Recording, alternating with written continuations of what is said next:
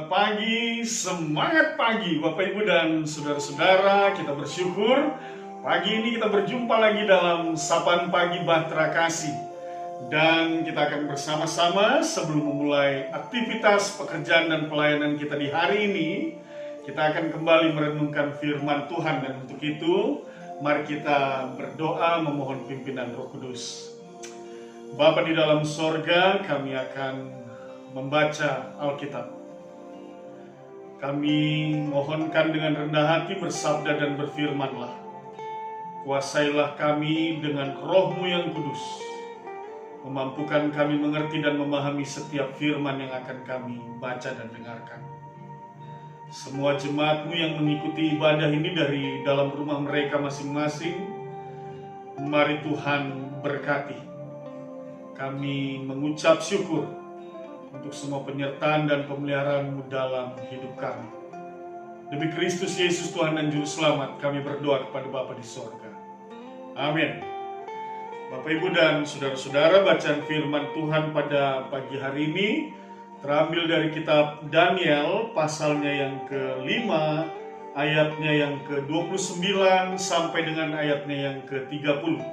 Mari saya akan bacakan buat kita semua bersama-sama. Daniel pasal 5 ayat 29 sampai dengan yang ke-30. Lalu atas tita Belsyazar dikenakanlah kepada Daniel pakaian dari kain ungu, dan pada lehernya dikalungkan rantai emas, dan dimaklumkanlah tentang dia bahwa di dalam kerajaan ia akan mempunyai kekuasaan sebagai orang ketiga.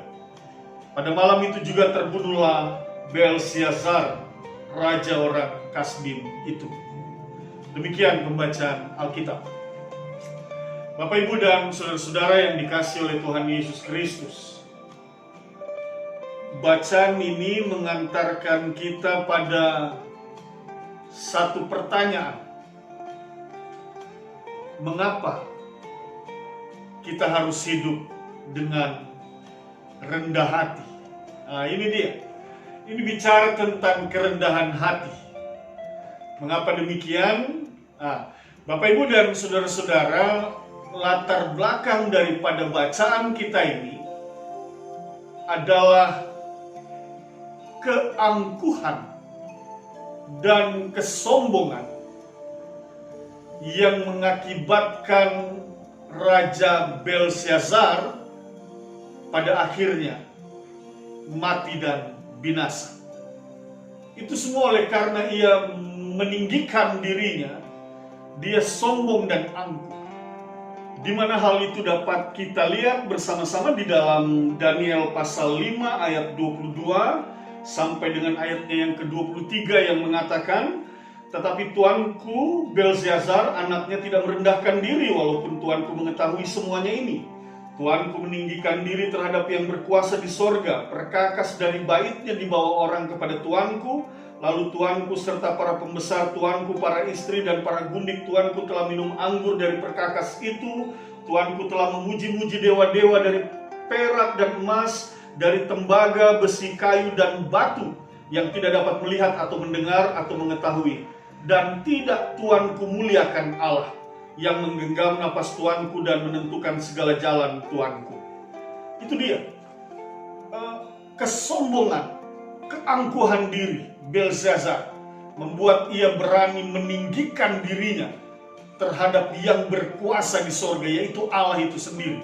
Apa yang ia lakukan? Ia mengambil perkakas-perkakas yang dahulu dibawa oleh ayahnya dari bait Allah di Yerusalem, dan perkakas-perkakas itu dia gunakan untuk wadah minum anggur, dan ia minum sambil meninggikan dewa-dewa. Ini terlihat jelas bahwa dia tidak punya rasa hormat, respeknya kepada Allah itu tidak ada. Dia merasa bahwa dia orang yang berkuasa, sehingga dia merasa dia boleh saja melakukan apa saja, dan hal ini membuat ia sombong dan tinggi hati. Nah, ini dia.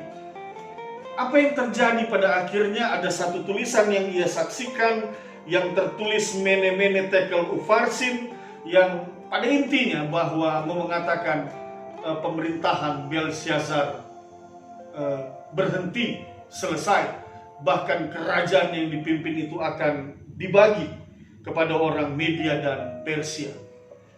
Dan setelah Daniel memberikan arti daripada makna daripada tulisan itu, maka firman Tuhan menjelaskan pada malam itu juga, terbunuhlah Belshazzar, raja orang Kasdim itu. Ayat 30. Bapak, Ibu, dan saudara-saudara, itu merupakan bagian daripada konsekuensi ketika sebagai seorang pemimpin ia tidak menaruh rasa hormat kepada yang berkuasa di sorga, kepada Allah sendiri. Dan pada akhirnya kesombongan dan keangkuhannya itu mendatangkan kebinasaan di dalam dirinya. Dan dari bacaan ini kita mau belajar, jangan sombong, jangan tinggi hati, jangan menjadi orang yang angkuh. Itu sebabnya tadi pertanyaannya, mengapa kita harus rendah hati? Ya, pertama, supaya kita tidak dibinasakan. Jelas dari cerita ini, oleh karena Belshazzar tinggi hati, sombong, akhirnya ia binasa. Mengapa kita harus rendah hati?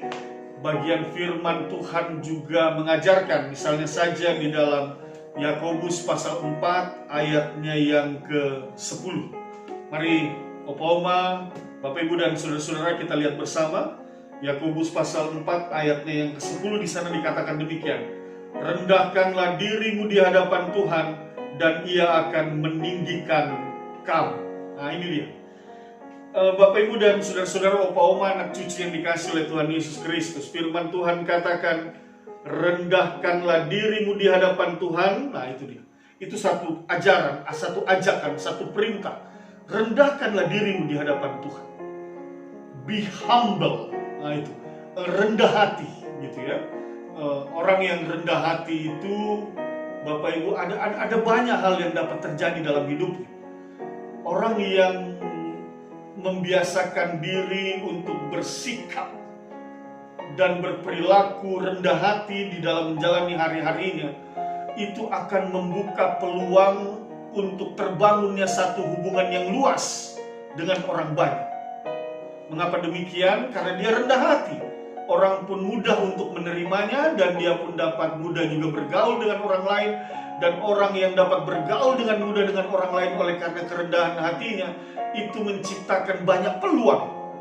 Dan peluang-peluang kerja, peluang bisnis, peluang usaha, orang dapat percaya kepadanya, orang merasa nyaman bergaul dan berteman kepadanya, sehingga terbuka banyak kesempatan di dalam dirinya, terbuka banyak peluang di dalam dirinya. Dan ketika itu terbuka, itu dapat membawa seseorang untuk lebih baik, lebih maju lagi hidupnya. Bahkan ketika dia bekerja dan dia berusaha, tidak tertutup kemungkinan apa yang sedang ia upayakan akan membuahkan kesuksesan dan keberhasilan. Karena apa? Karena dia hidup rendah hati dan orang-orang menyenanginya, dan banyak orang yang akan menopangnya. Nah, itu dia. Nah, firman Tuhan lebih jauh lagi mengatakan di dalam Yakobus pasal 4 ayat 10 ini, bahwa ketika engkau merendahkan dirimu di hadapan Tuhan, maka Tuhan akan meninggikan kamu. Wah, ini luar biasa sekali. Bapak, Ibu, dan saudara-saudara, mari perhatikan. Tuhan akan meninggikan kamu. Ia akan meninggikan kamu. He shall lift you up. He shall lift you up. Wah, ini kata lift, meninggikan. Membawa kamu kepada kesejahteraan, kehormatan, dan kebahagiaan. Itu dia. Itu janji Tuhan. Kalau tadi perintahnya adalah rendahkan dirimu di hadapan Tuhan, maka janjinya, maka Ia akan meninggikan kamu, Ia akan membawa kamu, Ia akan mendatangkan kehormatan dan kesejahteraan dan kebahagiaan dalam hidupmu. Itu sebabnya tadi saya katakan bahwa berdasarkan firman Tuhan ini, ketika kita hidup rendah hati, maka terbukalah hubungan yang baik dengan banyak orang, lalu kemudian terciptalah banyak peluang, dan peluang-peluang itu dapat mendatangkan kesuksesan dan keberhasilan dalam hidup kita, kehormatan, kesejahteraan, kebahagiaan dalam hidup kita. Tuhan bekerja melalui orang-orang yang hadir di tengah-tengah kita. Dengan mereka melihat kerendahan hati kita, maka melalui mereka Tuhan meninggikan kita. Nah, itu dia. Oleh sebab itu, Bapak Ibu dan saudara-saudara, sangat penting di dalam hidup ini kita belajar untuk hidup rendah hati. Amsal katakan, mari kita lihat bersama dalam Amsal pasalnya yang ke-29 ayatnya yang ke-23, dia katakan demikian. Mari lihat bersama-sama. Amsal 29 ayat 23. Keangkuhan merendahkan orang, tetapi orang yang rendah hati menerima pujian. Nah, itu dia Bapak Ibu. Keangkuhan merendahkan orang, tetapi orang yang rendah hati menerima pujian. Engkau akan hidup penuh dengan sukacita, penuh dengan kebahagiaan. Karena apa? Banyak orang yang akan menyenangimu, banyak orang yang akan hadir untuk menopangmu. Engkau akan hidup dalam damai sejahtera Tuhan ketika engkau bersedia untuk rendah hati. Oleh sebab itu, Bapak Ibu dan saudara-saudara, sebelum kita memulai aktivitas kita pada pagi hari ini sampai sore hari nanti, kita akan kembali lagi ke dalam rumah kita, atau kita yang beraktivitas di dalam rumah. Ingat firman Tuhan ini. Baik engkau yang berada di rumah, di tempat bekerja, baik juga engkau yang sedang melayani, maka pegang teguh firman ini. Rendahkanlah dirimu, maka Tuhan akan meninggikan. Biasakanlah untuk menjalani hari ini dengan sikap rendah hati. Itu dia, luar biasa Bapak Ibu dan saudara-saudara. Dan mengaminkan firman ini, mari kita berdoa. Bapa di dalam sorga, kami mengucap syukur atas firman-Mu. Sungguh kami mau belajar menjadi pribadi yang bersedia senantiasa menjalani hidup ini dengan rendah hati. Dalam segala berkat, anugerah, kasih karunia, rahmat, damai sejahtera yang Kau nyatakan di dalam hidup kami, tetap ingatkan kami senantiasa Tuhan, tuntun dan pimpin kami dengan kuasa Roh-Mu yang kudus, agar kami tidak menjadi orang yang sombong dan yang angkuh, tapi dalam tuntunan kami belajar dan mau menjadi orang yang rendah hati. Terima kasih atas firman-Mu ini, kami pegang teguh firman-Mu.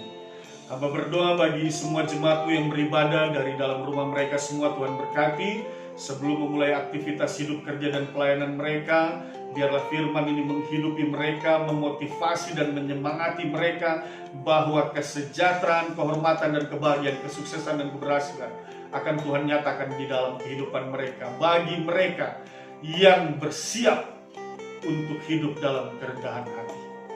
Begitu juga hamba mohonkan mereka yang sakit, mereka yang lemah, dalam nama Tuhan Yesus sembuhkan mereka ya Allah. Senantiasa datangkanlah sukacita dan damai sejahtera dalam hidup mereka. Opa, oma, bapak, ibu, anak, cucu, Tuhan berkati semua kami. Tuhan berkati gereja-Mu, berkati jemaat-Mu. Jangan biarkan ada di antara mereka yang kelaparan dan kekurangan. Pakai kami Tuhan menjadi saluran berkat bagi setiap orang yang membutuhkan. Dalam nama Tuhan Yesus kami berdoa dan mengucap syukur. Amin. Terima kasih, selamat pagi, Tuhan berkati kita semua.